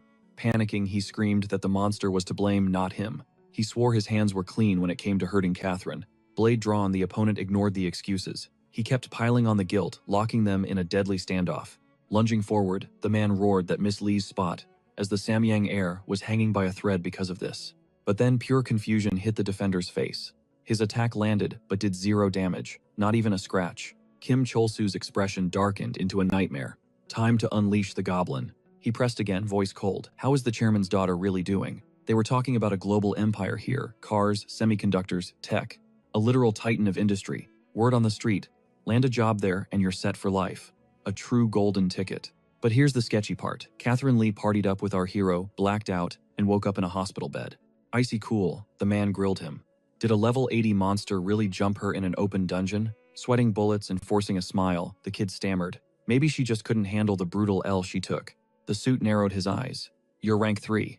How do you walk away from that when she didn't? It didn't add up. She's pushing level 40. She's a pro. Yet the kid stands there without a bruise. He kept insisting he only survived by clutching a class change to a hidden role at the last second. Even with an army of doctors, she was fading fast. Critical condition. If she'd been in Kim's shoes during that fight, she would have been toast ages ago. The skepticism lingered. Does a class change fix everything? The kid scratched his head tense. He deflected, asking if there was even a 1% chance she'd pull through. The man sighed. Best doctors on the payroll, but they're stumped. They've hit a wall. Sitting around waiting wasn't an option. He pitched a crazy idea: if the game broke her, then the game has to fix her. Fight fire with fire. The man pushed his glasses up, calculating. It's risky, he muttered, but worth a shot. The hero recalled reading about a coma patient, written off by everyone until Brother of Heaven brought him back from the brink. Grabbing the man's hand, the liar leaned in. It's a Hail Mary, but we have to take it to save Lee. The man just stared at him speechless, trying to process the audacity. Internally, the kid was sweating. He'd been playing this guy like a fiddle the entire time. But his acting was Oscar-worthy. Cut to the game world, a white-haired beauty materialized right in front of him. She looked tragic. Stunned, he wondered, did the chairman really force a coma patient to log in? That's desperate. He knew the score. If they caught him lying, they'd silence him permanently. Game over for real. No respawns for that. The brunette circled Catherine's motionless avatar, muttering that this was uncharted territory. Still, he hyped himself up. He realized he was the only one stepping up to save the Samyang heiress. That counted for something. The optics were perfect.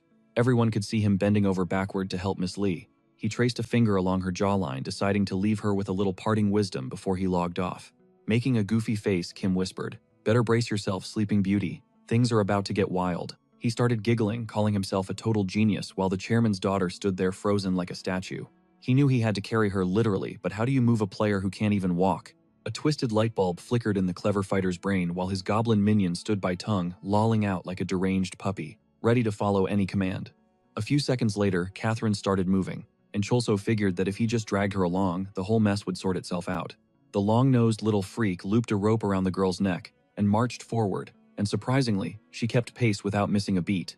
The spectacle absolutely horrified the onlookers, but our hero just kept chanting his mantra, "Get the job done no matter what." He dragged along people close to this lady, and the crowd couldn't wrap their heads around treating a loved one like cattle. The tense brunette realized he was backed into a corner. This was turning into a replay of the disaster in the last village. Suddenly, a gray-bearded geezer materialized next to Kim out of nowhere and beckoned him closer. The bald senior waved a frantic hand, no time to explain, and the young man decided to roll with it. Dragged into a shady alley, the brave man admitted he didn't think he'd run into this treacherous snake again. The old man begged, "Just use my name," but the daredevil wasn't buying it. "Trust you." "Yeah, right." He then demanded the dirt on what the Everton Guild was cooking up this time. His shady counterpart swore that last time was just a raid gathering a rare event for that chaotic faction. Meanwhile, the goblin kept being a nuisance, sticking out his tongue and making weird noises. Chulso cut to the chase. "Is it true you're some kind of snitch?" He demanded the intel right then and there, but Senior insisted they needed to move to a different spot to discuss the Furendel region safely. Slipping behind a barely visible banner, the elderly gentleman urged them to follow to avoid any heat. Bam! The fighter cracked him over the head a few times, classic persuasion tactics. Sporting fresh bruises, the cunning old fox admitted he actually didn't know much about the zone. But here's the kicker. Unlike Riva, the local boss is a super rare spawn once a month max, and only if specific conditions trigger. The old guy noticed the dungeon crawl was dragging on, and our young hero was starting to radiate pure rage. So he asked, "Why the rush?" Sweat dropping. Kim claimed it was about the cash, conveniently leaving out the part where he's surviving on bribes, since he still didn't trust this guy as far as he could throw him. The serious man dropped some wisdom, even if the warrior wanted the hard zones. Patience was key since he was a newbie in town. Rumor had it there's a castle in Phoenix, Elbasari, where the main quest goes down. We're talking elite, high-level player territory. The guy was thunderstruck. Main quests. He'd totally suppressed those memories, pushing them to the back of his mind. Suddenly, he was shouting like a maniac. Completing those missions meant unlocking the high-tier zones. Senior looked like he was about to have a heart attack. The hyped-up youngster turned to his goblin showtime buddy. "Let's work some magic, no time to waste." He shoved the old man aside. "Sorry, Grandpa," leaving him in the dust without a word. The troll stood there grinning like an idiot, still clutching the rope wrapped around his finger. But when the brunette whipped around, his face went pale. The other end of the leash was empty. Where the hell was the girl? Catherine had already been snatched. Two random creeps were dragging her off, joking that she would definitely have a better time with them than with that fool. One guy with a hideous mustache couldn't stop ogling her hair, suggesting they call security to protect such a beauty, while his buddy muttered that she was fine right where she was. Chulso panicked. If that unconscious girl took even one hit, game over. She dies, and it's all on him. Right then, her stern guardian blew up his comms, demanding to see her, breathless. The young man deflected. "Kinda busy right now." The impulsive brunette shouted he'd show her later, and the glasses-wearing handler lost it, calling him crazy. Connection cut. The furious gentleman slammed the table, calling the kid a brat, and regretting he ever trusted him. The elderly chairman stepped in, telling his colleague to back off, and apologized for the stress. Knight Kamoon wasn't having it. Catherine was the heir to the Semyon organization. No rando player should be touching her. The brunette demanded to know why the chairman entrusted his daughter to a stranger, and the gentleman dropped the harsh truth. He knew the treatment was hopeless. He shocked his subordinate, admitting that, even if something went wrong in that 1 in 100 chance, the outcome wouldn't change. Catherine's only real choice was Heaven's Gate. Inside this game, the poor girl was finally free. The chairman believed a virtual fantasy world was a hell of a lot better than staring at a hospital ceiling for her final moments. Back in the game, Kim and the goblin tore through the streets, and the nervous hero cursed the devs. Why does this game have a stamina and shortness of breath mechanic? He had to find the beauty now. Standing in the middle of this massive village, our fighter freezes, replaying the chaos of the last few hours. He pieces the mental puzzle together and hits a realization he's completely innocent. He didn't do a thing wrong, yet the system dings he somehow scored a point. Nice. He checks his skill tree and sees a new unlock, so he dives into the details. The first option is a total joke goblin heal. Seriously, healing a monster that hasn't even bled is useless. But the next skill, goblin toss. Now that sounds promising. Launching his minion in a specific direction, the daredevil grins. That is exactly the kind of chaotic trick he needs right now. No hesitation. He flexes his steel gauntlet and summons his loyal freak of nature. The focused warrior grips the reckless troll's skull like a bowling ball prepping for launch. Chulso narrows his eyes, scanning the horizon to calculate the perfect trajectory. With a violent, sharp torque of his body, Kim Chulso swings and releases. He watches intently as his minion goes airborne. The slobbering monster is ready to do whatever the boss wants, bracing for impact. He's soaring at a bird's eye view, but there's zero fear. He's just shielding his eyes from the sun, enjoying the flight. Soon, the satisfied hero gets the signal Catherine Lee has been spotted. Chulso relaxes, letting his guard down, sticking out a gross tongue. The frightening little creep starts giggling maniacally, crashing the party to retrieve the lovely lady. But ahead, two goons are standing over the paralyzed girl, too busy drooling over her beauty to notice the threat. These scumbags recognize the fool, who was with her earlier, but they sneer, promising she's never going back to him. Our warrior snaps screaming, demanding to know who they are and what trash they're spewing.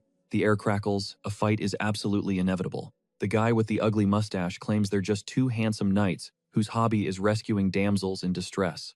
Kim tells him to shut his mouth. The enemy calls him a chatterbox and lunges, rushing into the attack with a flurry of martial arts strikes. But the scene is confusing. Cholso stands frozen in place, radiating pure confidence. Why? Because within seconds his goblin wrecks the two fools, blasting them with choking black dust. As they cough and wheeze, the proud warrior laughs loud and hard, shouting to ask how it feels to get owned by the guy they called a fool.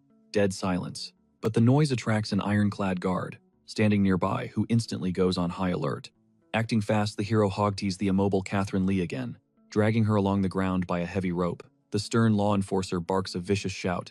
"You think you can get away with a crime like this?" The young man tries to play it cool, arguing that those two attacked him first. He knows the cop won't buy it, so he makes a grim choice: take out the guard before backup arrives.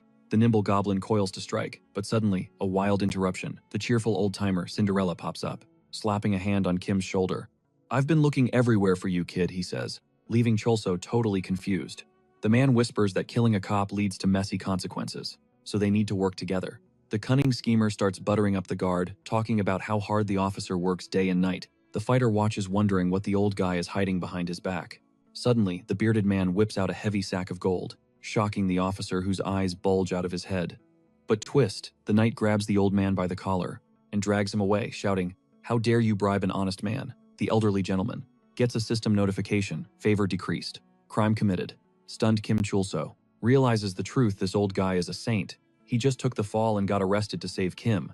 The nervous young man screams that he heard the main quest is at the castle, but the gates are sealed shut. A stranger's voice drifts from behind. That door isn't opening anytime soon. Kim spins around, asking who he is. The guy has a literal exclamation mark floating over his head. Name Shin. Our hero realizes instantly this is a quest NPC. The man deduces the kid is an outsider since he's banging on the gate, demanding entry like a maniac. He notes that he likes the sparkle of adventure in the boy's eyes, even if he does have the blank stare of a vegetable. The blonde man points a finger. "I choose you," he adds, that the young fighter is going to help with a job in the lost ruins. The stranger asks for a demonstration of skill, but the boy just freezes, staring at him with intense emotion. The mission: bring a golem's core to Shin. The reward: a measly 250 gold coins. Smiling, the brave man looks at him and says, "You stupid NPC." Guy thinks thanks for the heads up about the dungeon genius. Suddenly, he's dropped straight into the lost ruins. A literal death trap with boiling lava below and massive razor-sharp saw blades slicing the air above. Kim's stats are high enough to parkour this nightmare in his sleep, but he's stuck playing babysitter, lugging Catherine Lee's dead weight. He decides to take point, planning to warp the goblin and the girl attached to its leash right behind him. He drops into a sprinter's crouch, digging his fingers into the stone muscles coiled like a spring, ready to launch. He explodes forward, blurring past the whirring death machines, adrenaline hammering against his ribs. No turning back now. Panic rising, he screams for his minion to follow through, praying the AI doesn't glitch on this insane jump. On cue, the pointy-eared freak leaps, soaring over the molten hellscape, white-knuckling the safety rope. He sticks the landing and looks up, flashing a too easy look at his master. Kim smirks, mentally high-fiving himself for equipping the rally skill, which teleported the monster instantly to his side. But the victory lap is cut short. The summon made it, but Catherine Lee is still stranded on the starting line. Kim freezes. The skill description was specific: summons Goblin, not Goblin plus cargo. In that split second, she's teetering on the edge of the inferno. Panic spikes to 11. He screams as gravity starts to win, envisioning her crisping into ash. He barks an order at the goblin: "Fix this or we're all toast." The creature violently yanks the tether. Catherine goes airborne, rocketing straight toward the spinning buzzsaws. Kim covers his eyes, peeking through splayed fingers, bracing for the splatter. Miraculously, she lands with a heavy thud at his feet, limp as a rag doll. He shakes her frantically. "Wake up, do not die on me right now." He's pleading with her lifeless body, triggering a memory deep inside her subconscious. Flashback. A young Catherine faces her father. He's not happy. She's late, hanging with the wrong crowd. He glares at her makeup, her skirt hem, all of it unacceptable. Small and trembling, she sobs, begging for forgiveness, swearing she'll be perfect next time. Tears streaming, she apologizes over and over until desperation hits. She screams for her mom. "Dad's gonna kill me. Stop him," she shrieks, terrified of the violence in his eyes. But her mother just stands in the doorway, cold, detached. She watches for a second, then turns her back and walks away. Back in reality, Kim stares at the catatonic girl. She's a total deadweight, the only flaw in his perfect run. The lights are on, but nobody's home. Desperate, Kim turns to the goblin. "Any ideas?" "CPR. You do it." Then it hits him. This is a VR game. Avatars don't need oxygen. If she's not waking up, she's likely clinically dead or disconnected. He decides to fake a rescue attempt just to cover his bases. Good Samaritan laws and all that. Maybe a little shock will reboot her system. He puckers up, grimacing, leaning in for the kiss of life when a holographic call blasts in his face. It's her bodyguard, checking in. No, he's threatening to delete Kim if anything happened to her. Kim sweats, swearing she's totally fine, just resting. The butler isn't buying it, explaining he's monitoring the game professionally, and real-world doctors are tracking her vitals. If she flatlines, Kim's finished. He mentions her gear, the white spider dress. Soft as silk, tough as tank armor. Kim realizes she's not dead, just stunned. The butler's voice drops low, warning Kim that if even one hair on her head is damaged, he demands Kim bring her back. Kim's response: he casually swipes right, hanging up on the guy.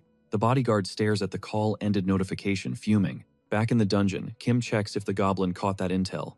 Gears are turning. He's got a crazy idea. Change of plans, shorty. We're speedrunning to the boss room. The goblin grins. But first, they have to dodge a massive boulder thundering down the corridor, ready to flatten them into paste. Kim looks at the indestructible girl and uses her as a human surfboard. She can't feel pain and her dress is invincible, right? They slide to safety, reaching a shattered bridge where the goblin waits. He launched the girl skyward using the long rope like a human catapult. With perfect timing, he flung the beauty across the gap, right after the master started his high wire act across the tension line. Their final boss fight, taking down a massive stone golem. They kept their cool once again, treating the girl like a piece of equipment. The Rocky Hulk paused to size up the kid who was already in motion 4D, chessing a strategy before the monster even blinked. The guy was actually hyped. He'd accidentally turned the lady into a literal human weapon against the boss. Talk about efficiency. Then everything went sideways. He was fuming. How dare this piece of trash attack his trap disarming tool? He barked at his goblin to dust the enemy instantly. Meanwhile, the unconscious lady was slumped against the wall, and her fingers twitched, but Chulso missed it. The enemy showed zero mercy, raining down attacks, meant to wipe out anything breathing. No survival chance. Suddenly, K-boom, a massive explosion sent shockwaves rippling out. But our MC stood his ground. A savage troll burst straight out of the inferno. Eyes locked on the target with pure hunger, the agile ghoul rocketed straight for the stone golem's dome, dealing massive damage and stunning the beast with agony. The eared creature stuck the landing like a pro, while the boss crashed down, pulverizing the stone floor. Arms crossed, looking totally unbothered, calm, Kim announced it was time to grab the core and dip. He hadn't even broken a sweat. But hold up, the enemy triggered a regen phase. Rubble and cobblestones flew in from every angle, resurrecting the rune golem into phase 2. Even the cocky kid had to admit that was impressive, especially since the boss just leveled up. Nervous now, the dark-haired MC ordered his goblin to end this creep before they got toasted into ash. The nimble monster started zigzagging, refusing to be an easy meal. Then came the hit, boom, a solid strike clocking in at 1 million damage. It looked insane from the sidelines. Smirking, our guy noted that his summon was performing way better this round. But no time to chill yet, because guess what? The cycle repeated. And the boss started healing again, coming back harder and stronger. Welcome to phase 3. The giant clenched a fist right next to tiny pissed off Kim. The kid summoned the goblin again, ordering it to run defense. Attacking was risky, killing it just made it respawn bigger. Suddenly a whip cracked against the troll's skull. The boy's nerves spiked, but he fought down the panic. Explosions started popping off everywhere. Terrified, the kid scrambled to retreat while he was still in one piece. The merciless beast tore through everything, enraged by these intruders, daring to step on its turf. Blind with rage, the brute threw a full-power haymaker. Somehow, the dark-haired hero dodged death. He realized the mechanic: this thing would keep respawning stronger until he snatched the core. Right then, he remembered the stories from that sly fox, Senril, who had the intel on bosses. He racked his brain for a weak spot, but realized, unlike the Eden Guild, he couldn't spot the weakness. Frustrated and nervous, he just wanted to brute force kill this bastard. But if it hit level 100, game over. Kim Chulso, dripping sweat, kept charging like a maniac, adrenaline blocking his brain. Meanwhile, Catherine was sitting there, frozen stiff, totally clueless to the nightmare unfolding. Suddenly, a massive stone hand loomed right in front of her, ready to smash her pretty face into paste. A dark shadow swallowed her, and Lee's eyes widened with alarm, which was a huge shift for him. Her reality flipped upside down in a heartbeat, as the giant reached out to crush her like a bug. A few seconds passed, and she snapped out of it, realizing she was seconds from death. She wanted to scream her lungs out and bawl her eyes out, but she was paralyzed with shock. The giant didn't pause, smashing through the path with explosions rocking the room. A super tense Kim Chulso saw Catherine waking up, but she was sitting dead center in the kill zone, and he couldn't reach her. He tried to convince himself that at her level she could tank the hit, but it was still terrifying. The stone golem was having a blast, swinging wild haymakers, and needed to be put down fast. Stressed out of his mind, the hero practically chewed on his own fist. While the goblin was just vibing over in the corner, totally clueless, the lady materialized behind our young hero out of nowhere. She was gripping her cane like a weapon, her voice rising as she demanded to know what the hell was happening. Caught completely off guard, the fighter stumbled, realizing with a jolt that she was finally conscious, but the suddenness of it had him freezing up. Catherine didn't waste a second. She triggered her escape skill stunned and ordered the boy to explain the situation right now. Kim felt his stomach drop but quickly checked to confirm she was actually awake, a sliver of hope forming in his mind. Maybe, just maybe, she didn't recall the shady stuff he'd pulled on her. He tried to convince himself the lady was safe, so it was all good. In fact, she should be thanking him. Smirking, the satisfied guy thought about how he'd just saved the life of the Semyon heiress. That meant a massive payday was coming his way. He started gushing, spinning a story about how she passed out in the dungeon, and how he'd nursed her back to health through his own suffering. But the beauty cut him off before he could even finish his script. She instantly clocked that he was speaking total nonsense. Suddenly, she flicked her hair back with attitude and literally yeeted the main character aside. He didn't even have time to process the physics of it. Clad in full armor, Chulso hit the ground with a nasty crash, kicking up a cloud of dust that had him coughing his lungs out. The tense brunette snapped, shouting that she'd scared the life out of him and asking why she didn't give a heads up. Like a warning before smashing him in the face would be nice. Then he spotted the girl sprinting away and realized she was trying to save her own skin. Bursting into tears and white-knuckling her cane, Catherine screamed that she was absolutely terrified, but she was helpless to stop it. Suddenly, she let out a scream that broke character, catching the attention of the doctors nearby. The medical team monitoring her vitals froze. The stunned butler, just like the hospital staff, couldn't believe the lady had finally woken up. It had been way too long. His relief turned to rage as he realized something horrific must have gone down inside the game, and Kim Chulso was definitely the one to blame for traumatizing the beauty. Remembering the kid's smug face during their call, the man grit his teeth, wondering what that scoundrel had done to Catherine. One medic suggested yanking the plug on the VR device, but another argued she had barely regained consciousness. They couldn't risk blowing this chance. The brunette countered that logging out during a dungeon raid was impossible. It was way too dangerous. Despite the pain, the determined gentleman put on a serious face and declared he would investigate everything personally if the hero managed to clear the dungeon right now. Meanwhile, a system alert popped up for the fighter. The ruined golem was casting stone rocket. The brute launched multiple shells per second, and every single one packed lethal damage. Catherine kept running for her life, desperate to escape, but the boss had its massive fists locked onto her coordinates. In a flash, the giant closed the distance, causing the fragile girl to turn pale with pure terror. Cold sweat started pouring down her face. Unexpectedly, the nimble goblin swooped in to save the beauty, dealing heavy damage to the enemy. And blocking the hit meant for the lady. The stressed-out hero shouted that with her lagging speed, Catherine would never outrun this opponent. The girl just froze, collapsing to her knees and staring into the void in total horror. She didn't even have the energy to speak. She just muttered under her breath that she was scared to death, unable to pull herself together. Fighting back was out of the question. On high alert, Chulso told himself this wasn't working and decided he needed a plan to calm her down fast. He whistled for the goblin, who was standing there like a goofball, grinning and sticking his tongue out ready for orders. The brave man decided to just knock the girl unconscious right there, figuring her weak will and whining would only drag him down. Suddenly, the lady started whispering something, and the brunette couldn't quite catch it. What did she want from him? Feeling totally helpless, the beauty looked him dead in the eyes, voice trembling, begging for salvation, and promising a mountain of cash. Grinning, the hero swore he'd get her out safe and sound, even as a bead of sweat rolled down his cheek. But the quick-tempered lady suddenly screamed that he had it all wrong. Rivers of tears continued to stream from her eyes. She started shrieking that she hated the Semyon group and its toxic employees, begging him to save her from her father, her mother, and the entire family.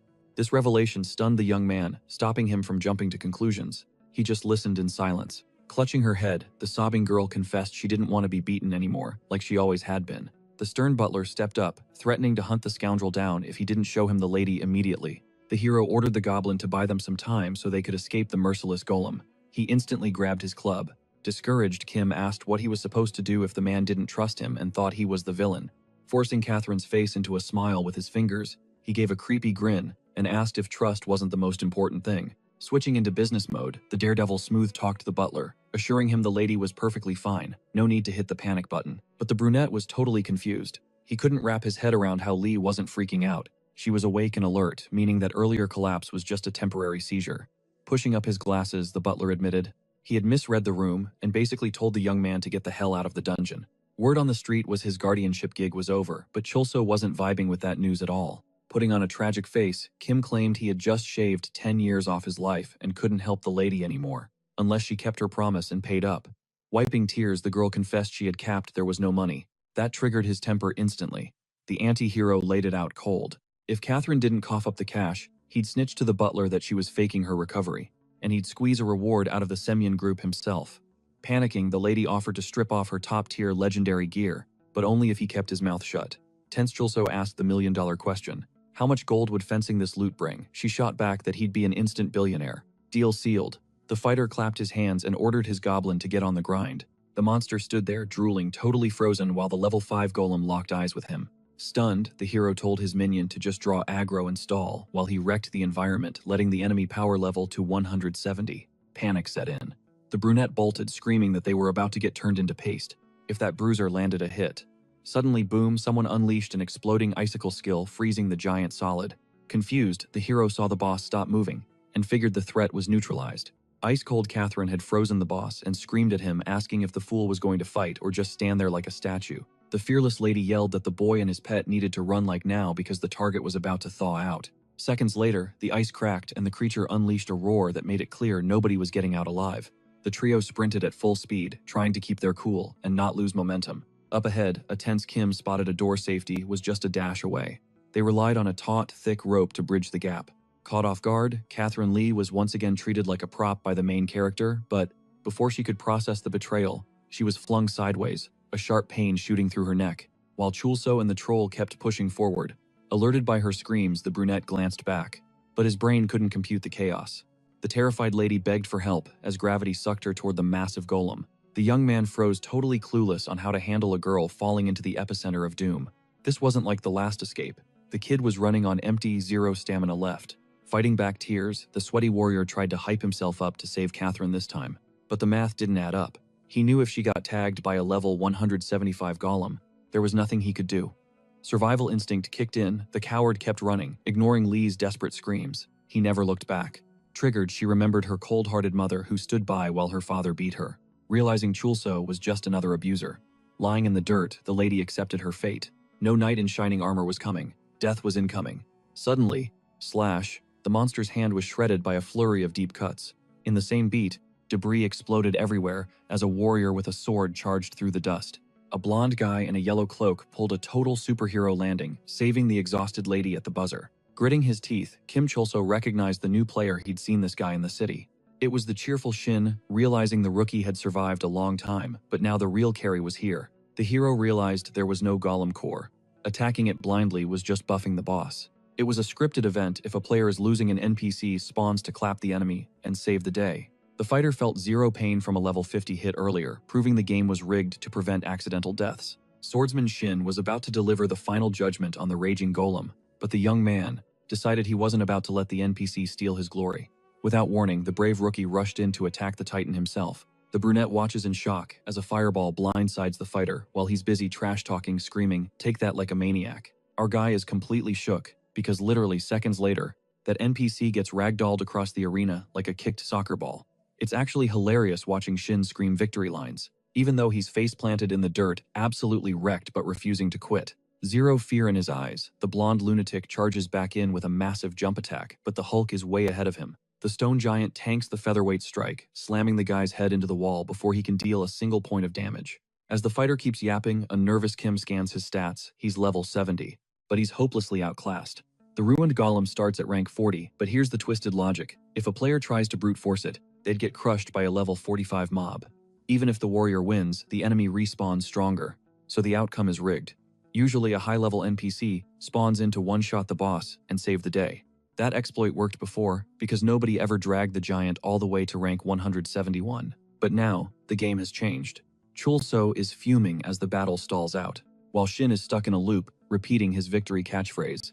It clicks for our hero unless that core gets smashed. The golem is immortal, and the swordsman is the only one who can pull this off. Suddenly, as the blonde moves, the stone brute's core is exposed, and the momentum of the fight shifts instantly. The fighter dives back into the fray, hyper-focused on the kill. Kim keeps his cool, realizing that if the core is exposed, this brutal beatdown is about to end.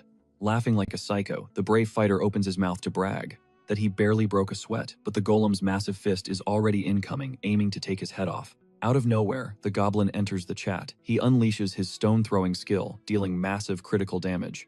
and a sharp-eyed Chul So realizes the NPC just sniped the giant's weak point perfectly. Game over. The Hulk shatters into a pile of gravel, hitting the ground with a thunderous crash. Shin puffs out his chest, claiming they'd all be dead meat without him. While a dumbfounded Chul So knows he just stole the kill, the fighter shrugs, saying at least. Everyone is still breathing though. Our exhausted protagonist begs to differ. His gaze shifts to Catherine Lee, slumped nearby, completely drained by the ordeal. She stands amidst the settling dust, staring blankly at the floor, not even flinching. After a breathless moment, the squad heads back to the city with the swordsman's silence hanging heavy over the group, dead serious. Shin claims surviving that hellhole proves their strength, but our hero realizes it looks more like he betrayed the lady. The fighter brags that he's tight, with the vice captain of the Royal Knights, and the nervous brunette prays this loudmouth can actually pull some strings for him. Flashing $1 million smile, the blonde declares mission accomplished, and struts away. The NPC drifts off into his own world, leaving the young couple alone. Suddenly, a quest marker pops up over his head again, and our MC screams that the guy is insane.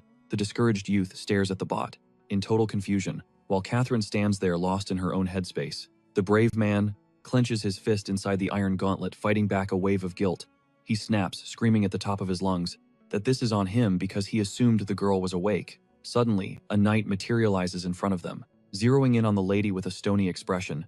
The stunned brunette doesn't recognize this guy, but knows better than to mess with him. This screams danger. He's never seen such god-tier gear on someone who dwarfs him in both size and stats. Terrified, Catherine freezes, paralyzed by the sight of her father, and Kim Chul-so realizes the king himself has logged in. The old man confesses he knew his daughter regained consciousness. When she seized up earlier, he figured she'd snap out of it when she grew up, accusing her of playing annoying pranks. Smiling, the man thanks the boy for babysitting, and notes that their shared hopes for her awakening finally paid off. He promises his staff will arrange the reward, but the brave man isn't celebrating. The soldier sees the truth. The girl's face is twisted in pure agony. She stopped begging for help. But him? He felt a surge of main character energy. This time he'd save her for real. He bellowed a command, freezing the king in his tracks. The older gentleman and his daughter blinked, totally blindsided by this kid claiming to know Kim Won's true face. Our warrior didn't flinch, demanding to know if he was really the chairman of Sam Young, the guy famous for his angelic kindness and top-tier manners. Catherine Lee stood there, shook, trying to decode his play. Then he turned the spotlight directly on her, asking if her dad really lived up to the hype. Fearless Chul-so pressed on. If this guy is such a saint, why the resting doom and gloom face? The hero wasn't backing down, shouting that he wouldn't let this slide. He yanked the beauty toward him, grip tight. Fury rising, he roared, asking why that nasty old geezer was just watching. But then, reality glitched. He wasn't holding the lovely Lee. She was drifting away with her father, silent as a ghost. Crushing disappointment hit Kim. Why did he think this man would keep promises? He was a coward, a total loser who couldn't even claim second place. Could a guy who didn't deserve redemption ever play the hero? His inner voice whispered the harsh truth. He was just a goblin, a nobody destined for zero glory. Nearby, a guard nudged his buddy, asking if he recognized the King of Knights, one of the legendary three who raided the Duke's great library. The crowd went wild, spotting Mr. Kim Won strutting with a stunner, who smiled and waved for the cameras. Everyone demanded the tea on the lady, but he lied through his teeth, claiming she was just a squad member he stumbled upon. Cool and collected, he whispered, a threat to Catherine. Remember his public image, and how they worshipped him. If they knew she was his daughter, the judgment would destroy him. Fans scrambled to touch the king, while sad sack Kim Chul-so stood frozen, eyes glued to the dirt. The mob surged, ignoring the armored kid drowning in misery. He tried to justify it. Catherine was corporate royalty, the chairman's daughter. Even if her life sucked, she was high society compared to his gutter status. Why feel guilty? He tried to chill, focusing on the reward money. But then a voice spiked his adrenaline. It was that sneak Sin Ryul calling from behind bars below ground. Our hero was confused. Since when do people get locked in what looked like a literal sewer? But the old guy clarified. That's exactly what it was. The bearded man explained he'd been snagged by guards earlier, but broke loose and was camping out here for the view. He dropped a bomb. The chairman called that girl a squad member, but she was hurt way worse than him. Kim Chul-so scoffed, explaining that in this game, pain is an illusion. The body doesn't actually bruise. But the old man cut him off even from that distance. He spotted distinct beatings on her inner thigh. That revelation hit our protagonist like a truck. No way was he letting beautiful Lee get abused like that. The brave man screamed, demanding the King of Knights halt right now for a serious chat.